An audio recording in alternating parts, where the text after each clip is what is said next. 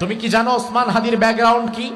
ওসমান হাদির পেছনে কারা আছে তোমার তো ধারণাই নাই। তুমি মনে করেছো তোমার মতোই একজন লাফাঙ্গা যুবক ছিল ওসমান হাদি। না, ওসমান হাদির বাবা একজন আলেম, মসজিদের ইমাম, মাদ্রাসার শিক্ষক। ওসমান হাদির ভাইরা আলেম, এক একজন কামিল মাদ্রাসার মুহাদ্দিস, কামিল মাদ্রাসার প্রিন্সিপাল। ওসমান হাদি নিজেও ঝালকাঠি এনএস কামিল মাদ্রাসা থেকে আলিম পর্যন্ত পড়াশোনা করেছে। তার পুরো ব্যাকগ্রাউন্ডটাই মাদ্রাসার।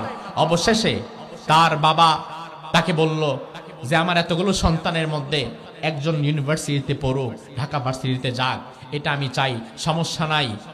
তুমি যেহেতু আমার ছোট সন্তান, তুমি যেতে পারো ঢাকায়, তুমি সেখানে পড়াশোনা করতে পারো, তবে তোমার প্রতি আমার আদেশ হচ্ছে জমিনে যতদিন বেঁচে থাকবা অন্যায়ের সাথে আপোষ করবা না, ইনসাফের পক্ষে থাকবা, হকের পক্ষে থাকবা। এই মর্মে যদি ওয়াদাবদ্ধ হতে পারো তাহলেই তুমি যেতে পারবা।